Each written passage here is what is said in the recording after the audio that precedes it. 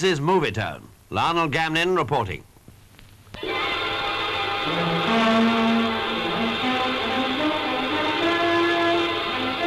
After the stay in Fiji came the visit to Tonga, and here, as you'd certainly expect, an outstanding welcome was in readiness for the royal travellers.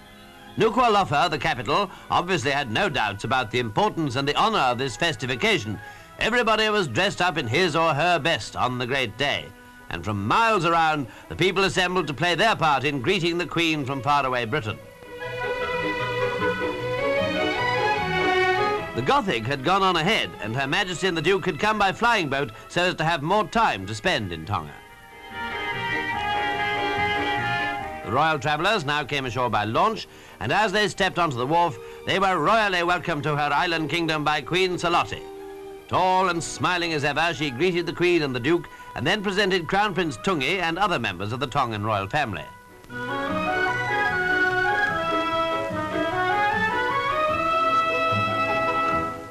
And then, with great poise and dignity, Queen Salote's little granddaughter offered a bouquet of beautiful South Sea Island flowers. But now, as the royal drive began, so did a shower of rain. To the two queens, it must, of course, have come as a reminder of that rainy day in London when Queen Salote, to the delight of the coronation crowds, ignored the weather.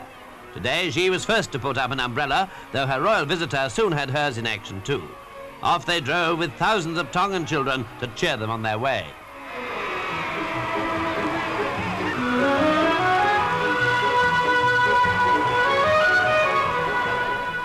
That afternoon, the Queen and the Duke were guests of honour at a tremendous feast.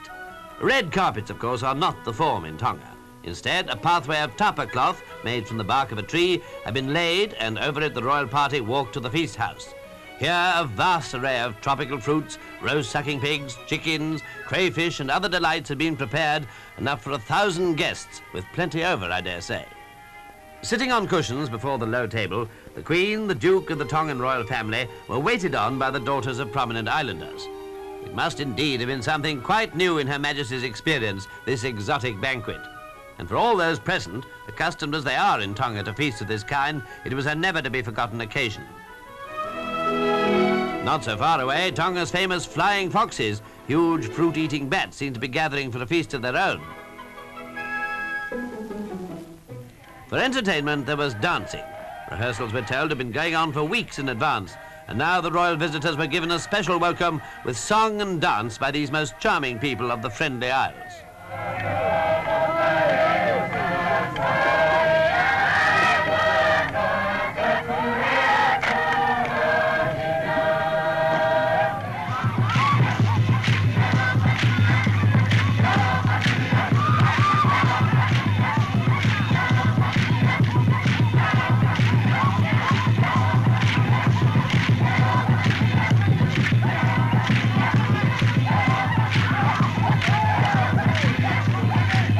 These dances, by the way, are called laka-lakas, and some of them are comparatively new to Tonga, having developed from nursery rhymes taught in Tongan schools by the first missionaries.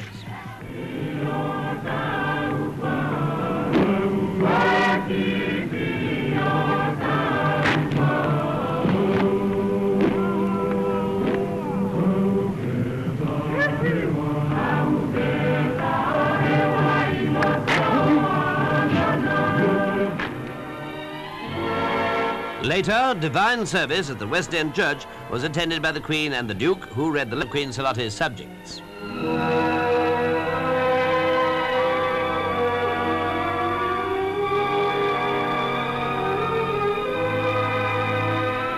Almost the final scene in Tonga shows us Queen Salote and her royal guests at her palace. It was here that they saw the tortoise said to have been presented by Captain Cook in 1770. It holds the rank of chief, and it's thought to be over 200 years old.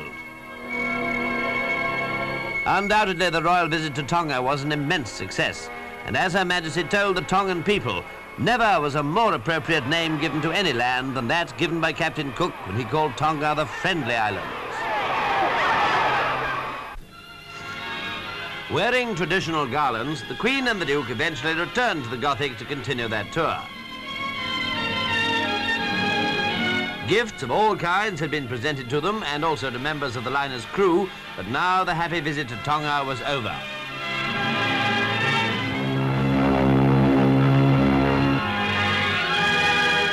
From the deck of the liner, the garlands were cast into the sea, for the legend has it that if they should go to shore, the travellers will return someday. A 1,200-mile voyage followed, and then from Gothick's Bridge, the Queen watched a great fleet of yachts and small craft come out to welcome her to New Zealand. The sailing yachts were reefed down, for it was squally weather, not at all what it should have been on such a great occasion.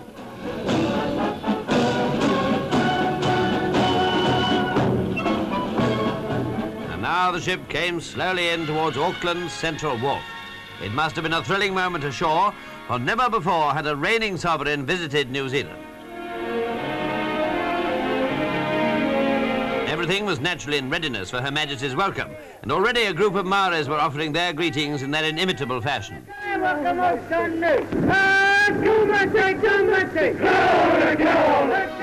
As they stepped ashore, the Queen and His Royal Highness received an official welcome from the Governor-General, Sir Willoughby Norrie.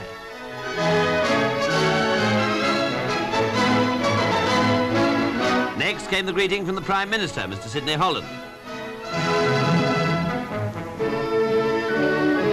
A naval guard of honour was inspected, the Queen walking through pools of water in the process.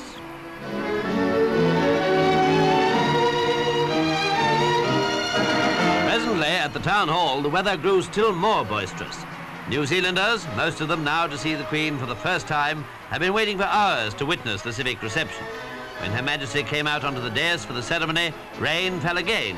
Quickly, the Deputy Mayor handed a raincoat to Mr. Holland, who placed it round Her Majesty's shoulders.